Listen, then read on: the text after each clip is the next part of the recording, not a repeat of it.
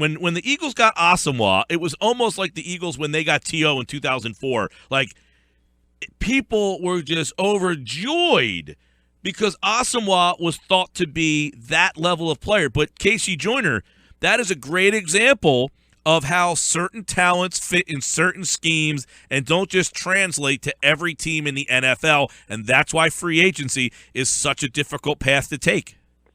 Yep, you can't go for the best player on the board. You got to go for the best player to fit your system. Because if you go in from the draft and you go best player on the board, a lot of times those players are early enough in their careers that you can mold them to be the type of pro player you want to be. When you go into free agency and you've got somebody who's already has 4 or 5 years under the belt, they know somebody else's system, and you usually have to get them adjusted to your system. It's a lot harder to teach an old dog new tricks. So, free agency, you better find somebody who can do exactly what you want right out of the gate because you don't have a lot of lead time. All right, you got to jump right in. Today's a day that you can start to negotiate with some players. Obviously, we talked all season long, Casey. We know the deficiencies the Eagles have at wide receiver. If you're Howie Roseman, is that the first area, the first couple phone calls you're making today, are they for wide receiver help? If he can afford it, yeah. I mean, from a player perspective, it's what he needs, and they need a vertical play. They don't just get a receiver. They need somebody who can tear the top off the defense because they have a slot receiver. They have guys who can dink and dunk. They have tight ends. They have certain people who can do certain things, and they can attack in the middle of the field. But they need somebody who can just run 9 routes and tear the top off the defense and say, look, we're going to, you have to stop this. And there are only a few players in this draft who I think might fit that mold as to what they could do. So they're kind of limited, though, because those players are usually going to generate a lot of revenue interest on the market. Of those guys, we'll get into some guys and get your opinion on how they would fit into Doug Peterson's offense here. But you mentioned they need someone that can blow the top off of a defense. Obvious that they did not have that player last year. Are there a couple of guys in this free agent class that fit that bill that you think would be a good fit for Philadelphia? If I'm talking, not counting the price, I mean, can they afford it? If we're just saying from a personnel fit, the top guy's obviously Deshaun Jackson. Deshaun Jackson led the league. He was 6th in the league in vertical yards. That's yards gained on passes thrown at least 11 or more yards downfield. So he's 6th in that category. But he was 1st in air yards per target, meaning how far downfield was he when you threw him the pass? Among qualified receivers, he was tops, meaning he is a guy who tears the top off of defenses. So he would be a perfect fit from that perspective. There are other players who are very good fits, but I'm going to throw a sleeper out there right off the bat, a guy who I think they ought to be showing a lot of interest in, or a lot more interest than other people would. It's Torrey Smith.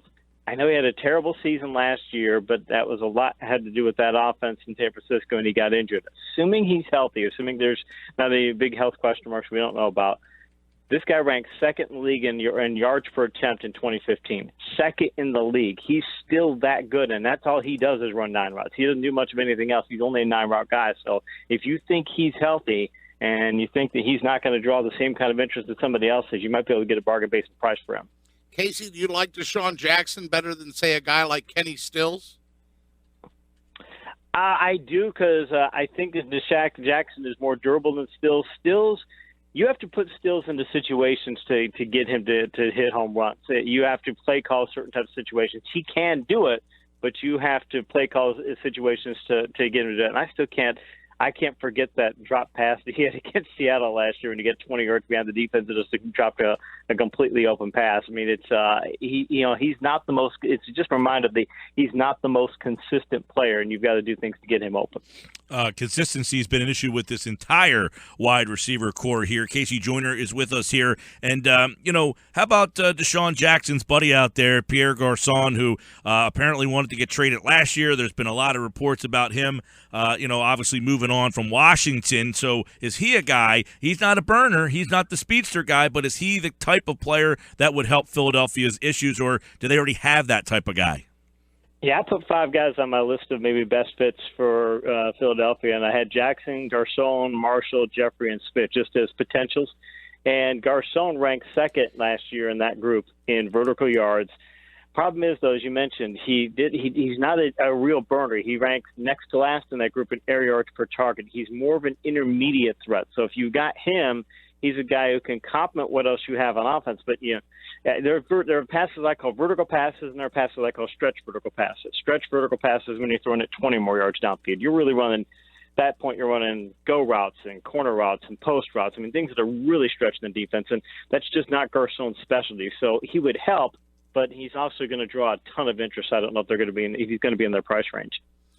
We've heard Kenny Britt's name, KC. He has a connection with Eagles wide receiver coach, the new wide receivers coach, Mike Groh. What thoughts do you have on Kenny Britt? There's a reason that the Rams actually last year, if you look at their passing offense, it's what a terrible offense it was. Actually, their vertical passing was much better than what you'd think it would be, and one of the reasons is Britt is so good on vertical passes. And I would think he'd be the kind of person who could fit in the offense. Again, though, is he gonna draw that kind of interest on the market? Is he going to be going to draw a blockbuster contract? Probably not. But he's somebody I think. If what he did last year is kind of going under the radar because it was in L.A. and people thought the offense was so terrible, people were just thinking how the offense was, I think that might depress his cost. And if it does, Philadelphia, he'd be a great fit. Let's put it that way. If they can afford him, they can find a way to bring him in. I think it'd be a fantastic fit. You also have the Brandon Cooks wild card out there. First, let me ask you this. You're Philly. You got pick 14. Do you call New Orleans and offer that pick for Cooks? No, absolutely not. Just because, if Philadelphia were if they were in a situation where, hey, we're in a Super Bowl window, maybe I might make a move like that if you're trying to get a Super Bowl now, but they're not in that position. And as good as Cooks is, he's got some wear and tear. And I just wonder. I don't know that he's going to be the sort of guy. He's got so much wear and tear, and he's seen so many targets over the years that I wonder if he's going to be somebody who, if you decide to sign him a 3 or 4 year deal, is he going to still be the same guy after 3 or 4 years as he is right now? Now that's interesting because he's 23, so you're getting a younger guy. You've got a guy who's been in the league who has produced. He does exactly what the Eagles need. He had 40-yard catches, 6, and 50-yard catches, 3, as the entire Eagles team had in 2016. So that means you like somebody you like the draft prospects and what they might bring better, because a lot of people would say, what you're getting from a guy like Brandon Cooks. Why not just go with the known over an unknown entity? Because I think that the Saints offense tends to make players look a lot better than what they are. Again, look at Kenny Stills. Stills did fantastic down there. You put him in other offenses, he's not anywhere near as good. In fact, Stills, I think he led the league in vertical yards per attempt and was in the top 5 in stretch for yards per attempt 1 year. They can make you look that good. Cooks is still 5'10". He's 189. I don't tend to like to put a lot of money into smallish receivers. With Jackson, it would be, again, that's the question mark on Jackson, too. He's not that big of a guy. Can you trust his durability? So I just don't like the idea of trading top picks for receivers either. I mean, I know you know what you're getting out of Cooks and things, but you're also taking somebody who got a lot of wear and tear in college, and he's now he's got 3 years in the NFL. So I just don't like, generally speaking, trading first-round picks for veteran players. Yeah, I agree with you to the most instances, but him being 23, I think, helps that out. No, I mean, as opposed to saying I'll trade you a guy for a 27, because most guys that hit free agency are 27 or 28. There's a kind of a odd circumstance that has him on the trade block. Yeah, there is an odd circumstance as in my trade box. I mean, I'll put it this way. You can make a case for that, but I also look at Brandon Cooks in college, and I'm talking about the wear and tear. He has 128 receptions for Oregon State in 2013. He had 67 in 2012.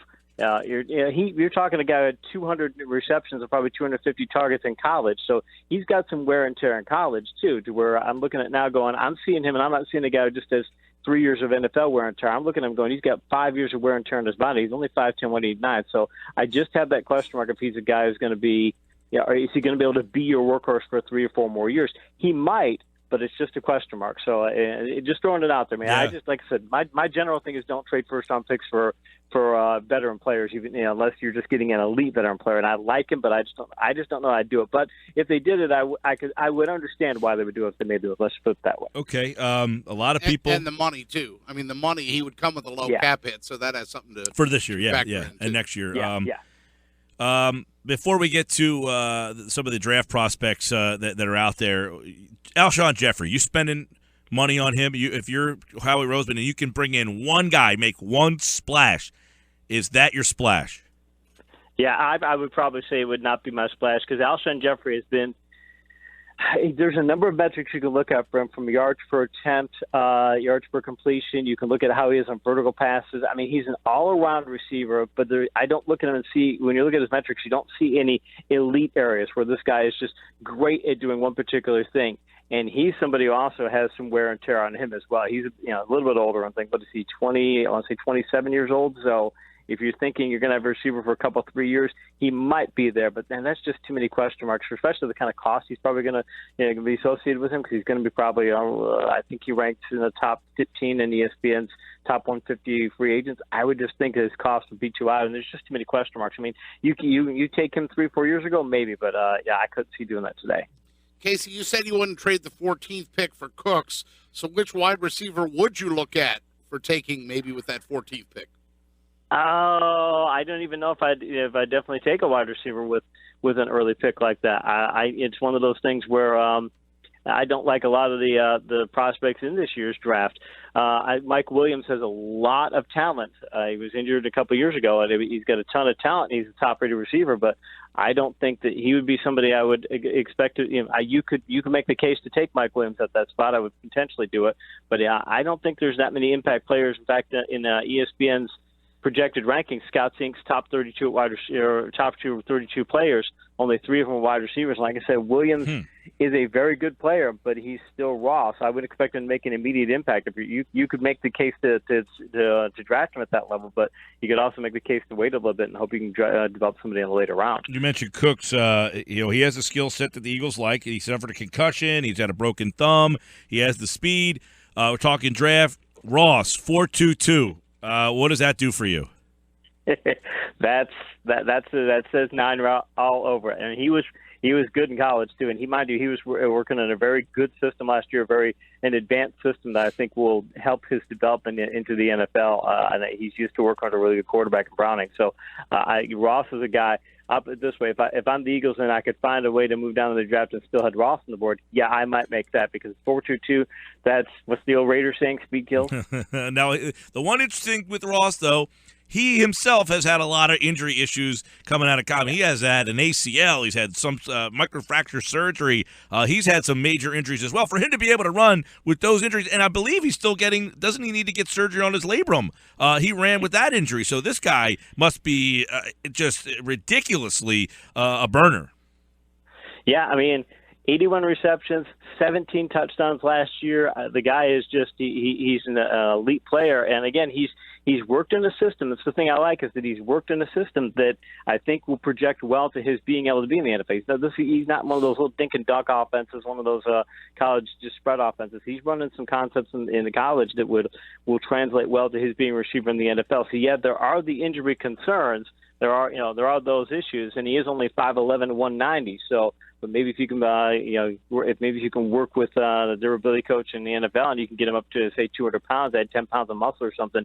Now you've got a guy who's got a big enough frame to be able to survive. KC Joyner is with us here. There's other positions to take a look at as we get ready for this draft. There's the combine just finished. Everybody thinks Myles Garrett is the guy. What about you? I mean, I've heard people say, look, if you're the Browns, you should have already turned the card in. That's the pick. I would think you should, just from the perspective of what he can do from a potential perspective. Mind you, he's put up some really good numbers, but you start looking at his numbers this year. He has 15 tackles for loss. Really great number, right? Okay, 4.5 of them came against Texas San Antonio. And he has a number of games where he doesn't put up any. And, he's putting up a number against some bad teams. And you go back to 2015, and he does a fantastic job early in the season. In the last 5 games, he kind of disappears.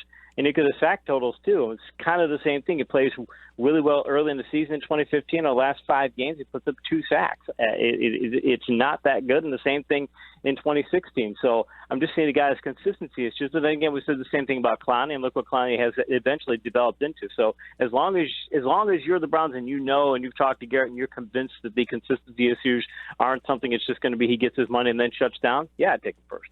How about the running backs? I think it's an interesting position in this year's draft because of Elliott last year and the impact he had. Does that change the philosophy for teams with this year's class? Yeah, because you've got a lot of different talents that can do a lot of different things too. Like if you're a team and you're thinking of, I need a dual threat back. I want somebody who can both run the ball for me and catch a lot of passes. Something what Elliott did. You've got Christian McCaffrey in this year's draft. If you want somebody who can just be a burner or just a speed threat, you've got Dalvin Cook. You want a bell cow. You want somebody who can just pound the ball up in there. You're not so worried about anything else. You can go with Foreman. You've just got a lot of different people who can fit a lot of different systems. And usually when you're getting running backs coming out of the draft, they're very you're kind of limited as to, you can just take whatever they can do and try and develop into your offense. But this year there are guys with such a variety of skill sets that you can take any of these guys and fit them into a lot of different systems. And plus, again, what happened to Elliott last year, and I think teams have been wanting to go to more of the rushing attack and lean a little less on the passing game and go to more of that rushing attack, because that still works. It's never not worked in the NFL. It's just they haven't had the prospects. And this year, when you've got at least 4 guys coming out in the draft, I think it's going to let teams start to go in that direction. If these backs can stay healthy, it could be a little bit of a change in the NFL.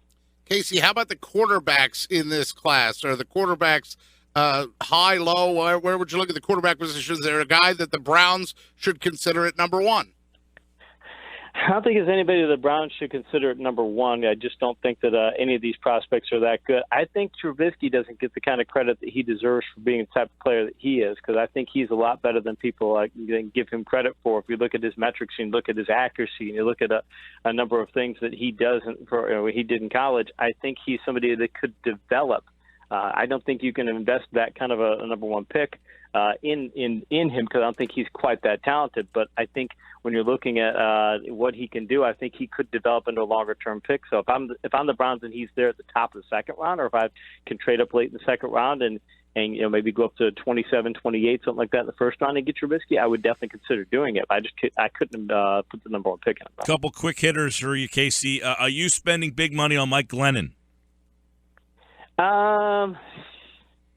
You have to spend big money on a quarterback, and he's shown that he can be a solid backup. And he's a kind of backup. If you put him out there for 4 games and you've got a solid team, you might win 2. Yeah, there's a lot of value in that kind of player. So yeah, if I'm in need of a backup quarterback and I've got the cash, yeah, you're definitely considering it. You trading picks for Garoppolo? No, because I just keep thinking about what they did with what New England does with quarterbacks and how they made Brady's backup years ago. His name has escaped me right now, and they made him look good. So no, I wouldn't be trading picks. I think who's that? Castle? System pick. Matt Castle. Yeah, Castle. Thank you, Castle. They made him look great, and he was not. So. Man, there's so many interesting questions that I have rolling around my head. Cousins, is he going to end up in San Francisco, and is that a good fit?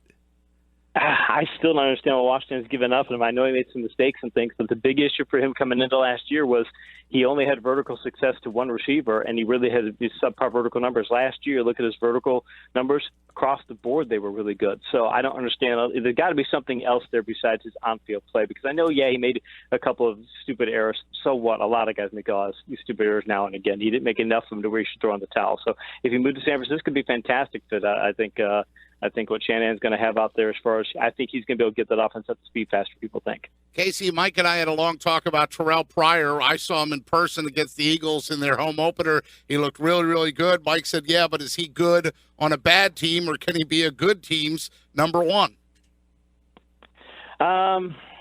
It's one of those things where is it, talent versus productivity. I'm of the mindset that he's there's still a lot of question marks on him. So I'm kind of in between you guys. Let's just put it that way. I feel like he's just a freak athlete that might not be polished, and then on that team in those games, he can kind of stands out, kind of run free. He doesn't, I don't know. I go with trepidation on him. Yeah, it's the same mindset where you've got that, because the talent trumps all. So in the end, he's got the talent. So. Yeah, I think he could do it, but it's gonna be you're gonna end up in the right situation. It's like the whole thing about if Tom Brady if he had ended up with Cleveland instead of New England, does he do up into this quarterback? No. So I think with Pryor, he's got the elite talent, but I think he's gonna have to have the right situation. If you're Philly, Doug Peterson connection with Jamal Charles, are you making a call or pass? Too old, too injured? The doctor's call. If he's still, he's so banged up last year, if you think that he can give you one good year, if you think that he's healthy enough to do it, yeah. But I mean, that would be completely on the doctors, because if he's so banged up like it looks like he is, yeah, I wouldn't be running backs are a position where if they get old and banged up, give up. How about Gilmore, Stephon Gilmore and AJ Bouye, two corners? You spending money on those, big money on those guys? I just got done breaking down one of Gilmore's games a couple days ago, and I didn't like what I saw. Way too inconsistent and playing way too loose and not closing the gap very fast. So I'm iffy on him. He's got a better track record of things, but I'm still a bit iffy. I don't want to just lean in that one game, but still a bit iffy. Bouye, if you can find, he's the right fit. He's not a shutdown corner. I don't think you can put him out there. You've got to put him in certain situations. Very good. But that's a very good defense, too, that he was on last year. So I think you've got to get him in the right situation. You get him in the right situation, yeah, fine. But I'm not paying for what I saw last year, because I think some of that had to do with the situation around him. All right. A lot of NFL free agent stuff. The tampering is underway. You can, of course, start signing players for real on Thursday. There's so many other guys that we should get into, and I want to get into running out of time. I know for your work at ESPN WWE, you sat down with an old name, Tony Schiavone. Tony Schiavone. I did an interview with Tony. We talked a lot about the old school days, about Jim Crockett, for his days in Jim Crockett Promotion. I spent a little time on Nitro and things. He told a lot of interesting stories, one of which was Road Warrior Hawk, Mike Hegstrom, accidentally one time nearly took Tony's eye out with one of those spikes on his shoulder pads. Nearly legitimately blinded him. Didn't quite do it, but nearly legit. And he said he did say Hawk felt really bad about what had happened. But yeah, read the story, because it's interesting how that played out and things. And Tony survived, but man, it was a close one. That'll be posted at ESPN WWE, and you can read, of course, all of Casey's WWE coverage. But, of course, talking the NFL draft, free agency right here on the Sports Bash 97.3 ESPN. All right, pal, we'll have to catch up some more frequently now that the football's back. Sounds like a plan, man. All right, take care. KC Joyner, everybody, here on the Sports Bash 97.3 ESPN.